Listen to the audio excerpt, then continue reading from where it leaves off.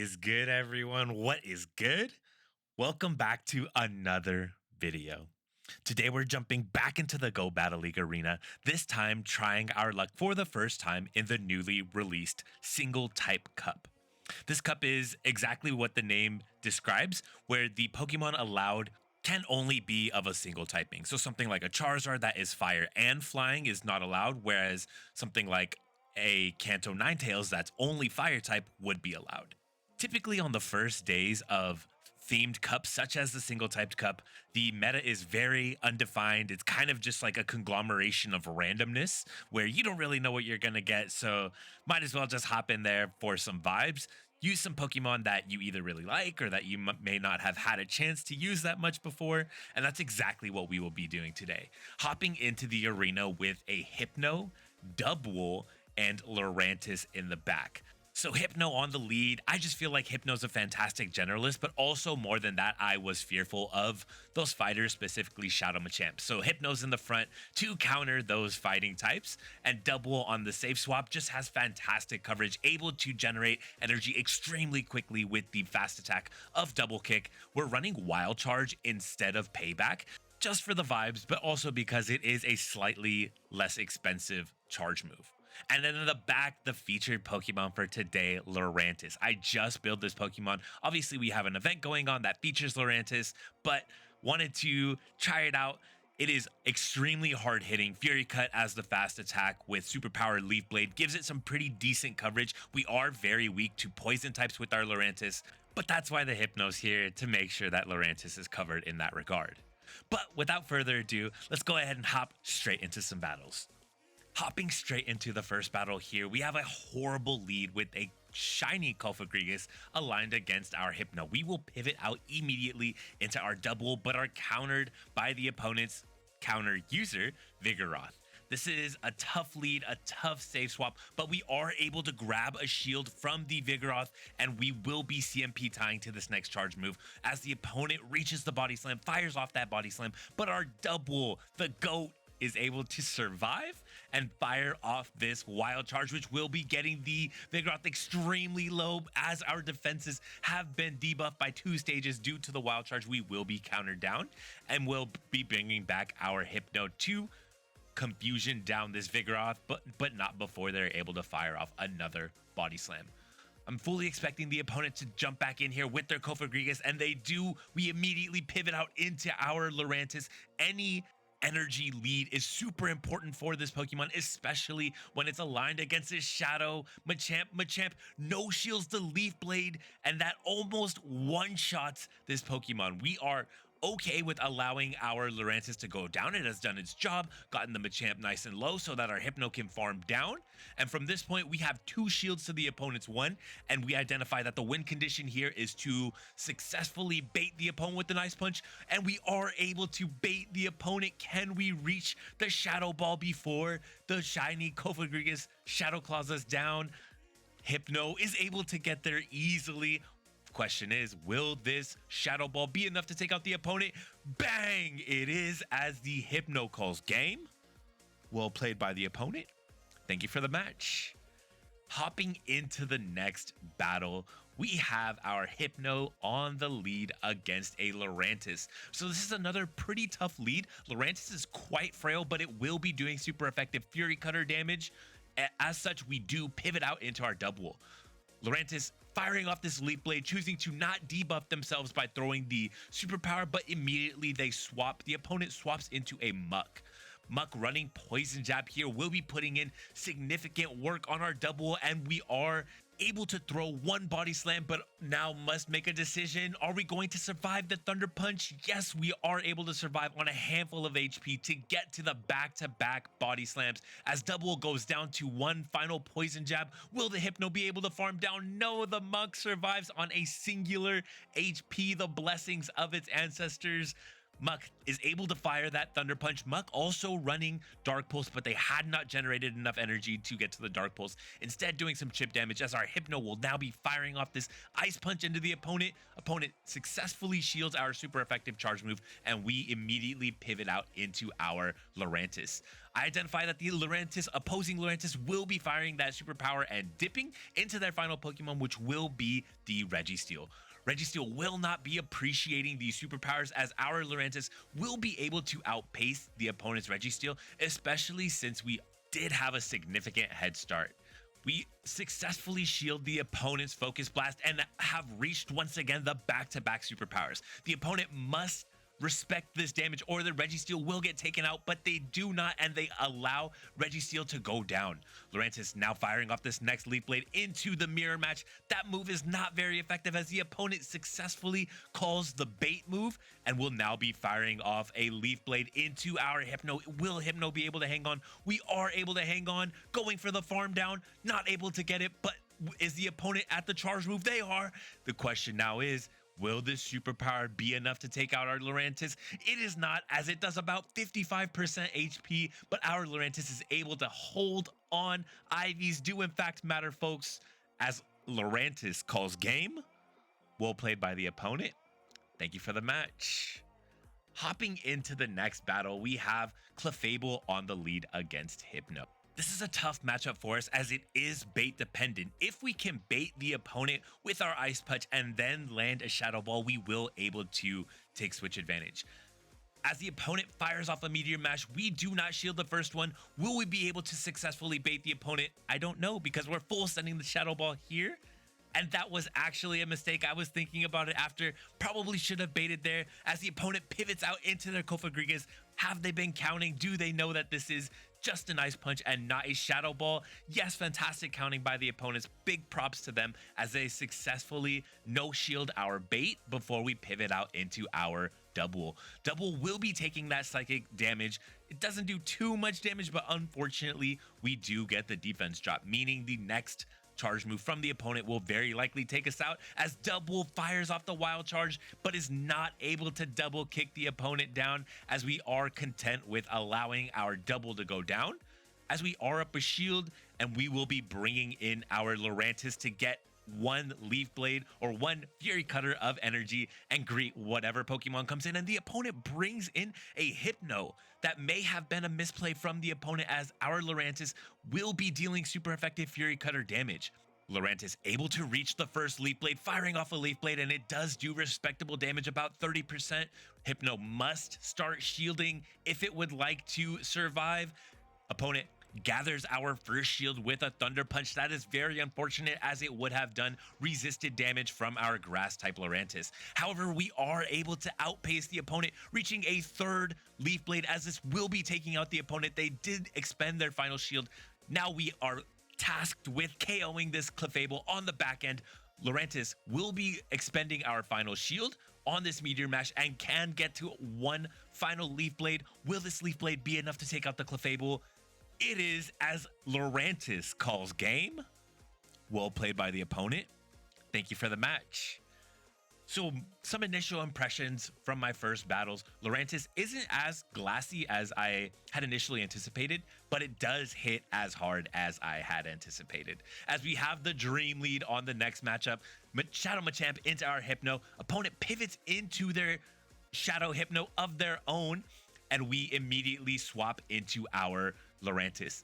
If I were running payback on my Double, it may have been the better move to just go into Double, but as we will be dealing super effective Fury Cutter damage, I thought it might be the better play to pivot into our Lurantis, hopefully still be able to win switch here, as the opponent has now expended both shields, going for the farm down, the confusion down, but not able to get the confusion down before we reach another Leaf Blade, and that Leaf Blade is able to take out the opponent as Lurantis successfully gets switch advantage as well as shield advantage for us. Shadow Machamp gets the counter down. We bring in our Hypno, but the opponent immediately pivots out into the Kofagrigas. We will be meeting them with our Double. Let's see what moveset the opponent is running. It will be the Dark Pulse. So Dark Pulse Shadow Ball, as we have now built up to the back-to-back Wild Charge. How much damage will this Wild Charge do onto the opponent's Ghost type? does a respectable amount. It should be knocking out the opponent with one additional wild charge.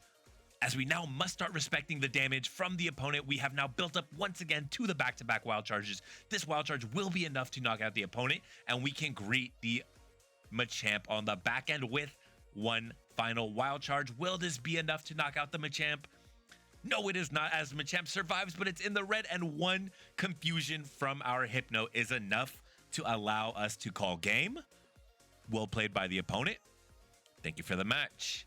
So Shadow Machamp, such an awesome Pokemon, unfortunately just met a hard wall in our Hypno, and unfortunately for the opponent, we once again have an extremely favorable lead with our Hypno on the lead against Machamp. This may have been a mistake by me, as I'm not entirely sure what our best counter to Registeel is during these battles, but afterward I did realize that I kind of got baited into Double Kick being a fighting type move. That's probably the better matchup. Actually, PvPoke says that in the ones, Lurantis is able to win this advantage, whereas Double is able to have a close matchup with the Registeel, but unfortunately this is a losing matchup for us. As we do shield the Focus Blast, the opponent having gone down one shield, will this be enough to knock us out? Will we be expending our final shield? We will not, as we are now double debuffed in our defense after throwing that wild charge, those wild charges, and the opponent able to win switch. Will this be a problem for us? We will have to see, as I am now going for the aggressive farm down with our Hypno. Unfortunately, I'm not able to get the confusion down, and doubly unfortunate for us, the opponent does get the attack drop. And looking back on it now, that may have actually worked out in our favor, as our Hypno, although debuffed, will be having 100 energy. Unfortunately, I completely misplay. I thought this was another steel type that came into us. It was actually a normal type, that being the Vigoroth, and I've mistakenly fired off the Shadow Ball into a normal type. At this point, I am just completely molding. My counting is off. I was trying to swap out into my Lurantis to catch this Body Slam. I wasn't able to, but yes, I should have switched out a long time ago, as Hypno is debuffed in its attack, and this is not going to be a great matchup for us, as that next Body Slam will be getting us extremely low, and the opponent is able to bring in their Machamp on the back end. Lurantis against Machamp. Lurantis is able to get to the charge move first, firing off a Leaf Blade, getting the opponent extremely low. They have one shield remaining, but they have chosen not to expend it to defend their Machamp, as this Rock Slide will be enough to knock us out. They could have settled for the Cross Chop as well, but much respect to them, they played it safe, went for the Rock Slide, able to KO us. They can successfully or effectively shield this Ice Punch and get the counter down onto our Psychic type, as Vigoroth calls game. Well played by the opponent. Thank you for the match. Jumping into the next battle, we have another tough lead with our Hypno against Ghost type Cofagrigus. We've seen this matchup before. I'll throw a couple of confusions before pivoting out into our Double. Double will be resisting the opponent's Shadow Claws, but will be taking neutral damage from the Dark Pulses. As the opponent then pivots out into their counter user, this Vigoroth will be able to reach the charge move first, as we unfortunately were over farming a little bit too much. And now the question is, we are at the back-to-back Body Slams, but the opponent does get their counter through. With this counter registering, will we be able to survive? Yes, we are, as Double hangs on with only a handful of HP to get the back-to-back, actually 1 HP, to throw the back-to-back Body Slams. Will that be important for us? It was, but I was hoping to be able to get the farm down here with the opponent having other plans for us, able to reach another Body Slam and putting our Hypno at 50% health. Now, my opponent and I both have 2 shields up, but they will be bringing their Cofagrigus back in. This was a good bait opportunity, but unfortunately I full sent the Shadow Ball. I was thinking maybe the standard moveset for Hypnos in this tournament or in this cup is going to be double element punches. That's typically what it is. I feel like usually Hypnos will be running Thunder Punch, Ice Punch, or Fire Punch, Ice Punch, some combination of those, and maybe if you're into some spice, might be running a Focus Blast. But I was hoping that my opponents would be a little bit more unsuspecting of the Shadow Balls, but I found, at least in my battles today, that was not the case. As we see our Lurantis getting farmed down by the opponent's Kanto Muck, and this is very difficult for us, as they will now be firing off their energy. They have so much energy built up. Here's one Thunder Punch. Will we be able to get the confusion down? We are, before the opponent is able to reach another charge move. Identifying our win condition once again here being to bait the opponent. We have to bait and get to the Shadow Ball. Will we be able to bait successfully? This is the first box to check. Yes, we do. We get the opponent's shield, but now it's a race to the next charge move. Will Hypno be able to get to the Shadow Ball? No, we are not, as we were maybe 2 turns short of that Shadow Ball, as the opponent is able to call game. Well played by the opponent. Thank you for the match. Hopping into the same lead, and I have to be honest, I did run into this lead, as you've seen in these battles, multiple times over my sets today. So it's really tough. Kof Rodriguez, we're going to this time immediately pivot out into our double, firing off this body slam into the Shadow Machamp, and we are able to reach 2 body slams as the opponent has over farmed by a little bit too much. They're going for the aggressive farm down here, and they are able to get it. The problem is that this Machamp will be going down to 1 confusion, so they will be only able to throw this 1 charge move. We will respect the damage from the opponent's Rock Slide, as even though Rock Slide is not a stab move, anything from the Shadow Machamp is going to hit hard. As the opponent swaps into their shiny Mew, we're going for the bait here, but Confusion has the longest animation of all time. I'm just like tilting. Why is this a 4-turn move? Why can't it just be a 3-turn? As we're going for the bait here, and the opponent does shield the Ice Punch, so we were able to successfully bait. Will that be impactful for us? The opponent brings in their Kof Rodriguez to greet our swap of Lurantis. Lurantis will be dealing resisted damage with these Fury Cutters, but the Leaf Blade will be dealing respectable damage, as we no-shield the opponent's Shadow Ball, and bang, that gets us extremely low. This is very problematic, as I am a little bit too stingy with my shields here. We have 1 shield remaining. Will we be able to get the farm down? No, we are not. This is critical, as the opponent is able to survive on 1 singular HP on the blessings of their ancestry. Oh my goodness, Mew is able to reach another charge move, as we have no more shields remaining and we are in critical health range. This will allow Mew to call game, winning that CMP tie. We did have the Shadow Ball. Well played by the opponent though. Thank you for the match. Hopping into the next battle, this has been a tough set for us so far. We're greeted on the lead against a Shadow Grand Bull running Charm. This is just brutal, as the opponent is charming us and these charms are chunking, but on the other end, we are also dealing heavy damage with our confusions. Opponent shields our first charge move, and we will match their shields in kind, shielding the crunch before pivoting out into our Lurantis. I'm going for the aggressive farm down here, and the Fury Cutters are not doing as much damage as I would like, as we are now critically low, nearly in the red health range, awaiting the opponent's next Pokemon, and it will be another charm user, that being the Clefable. Clefable will not be appreciating these Leaf Blades. Will we be able to knock out the opponent with another Leaf Blade? Spoilers, the answer is no, as we are not throwing on the best timing here, but we are able to get the opponent relatively low. And let's see what they have in the back to greet us. Double will have to eat a couple of, or a few charms here, but able to get the charm down before the Clefable is able to get to the charge move. We are able to successfully catch the opponent's first charge move here. It will be the foul play, knocking out our Hypno, but thank you, Hypno, for serving as an additional shield for us. This is still a tough matchup, as we are dealing super effective double kick damage, but these double kick is not a very damage intensive move, so it is super effective, but that's more just on paper. As I do misplay here, and I do unfortunately get a little greedy. I did want to see how much damage the wild charge would do. I shouldn't be throwing wild charges until the opponent is lower than they are right now, as we mistime our charge attack, because as you know, this wild charge will be debuffing our defenses, as we are now getting critically low, but able to outpace the opponent to the next wild charge, and this wild charge will be knocking out the opponent's Umbreon, allowing Double to call game despite our misplays. Well played by the opponent, not me. Thank you for the match. Hopping into the next battle, can we get a decent lead? Last match wasn't half bad. I mean, you're greeted on the lead against a Shadow Charmer, not always the best, but we unfortunately have another tough lead with Dusclops on the lead against our Hypno. We immediately pivot out into our Double, and Double will have to take this opponent's first charge move. They are running Ice Punch, as they then pivot out, and we are greeted by the opponent's Hypno.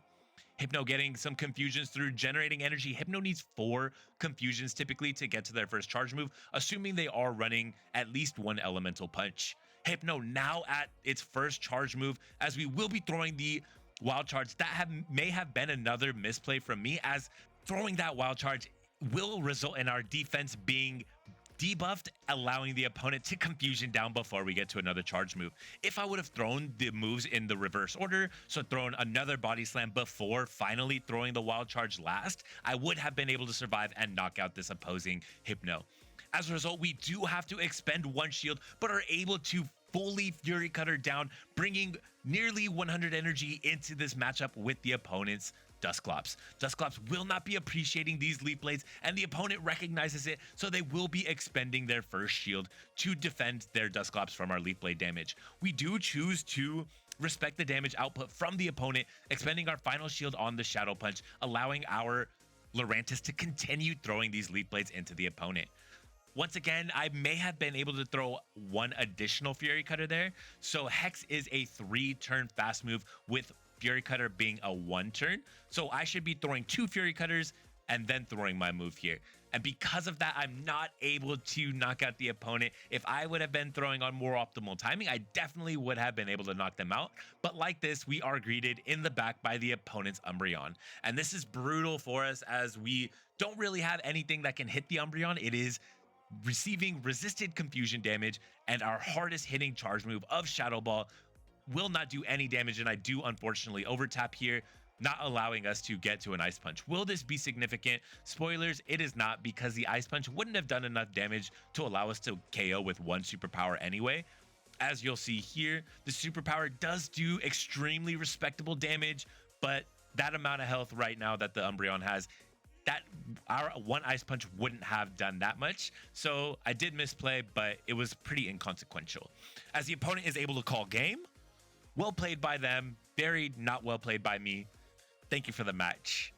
So I am obviously getting my feel for these matches. I still had an extremely good time though, even though, or despite my misplays, which my misplays were pretty rampant in these matches.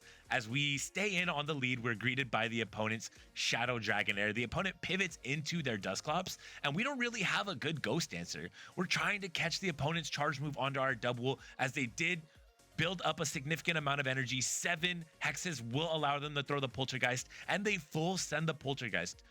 Luckily though, we are able to expend our first shield to shield up that hard-hitting move, as the opponent is forced to now throw neutral Ice Punches into our Sheep Ram. I'm not entirely sure what double is. I think it's a mountain goat.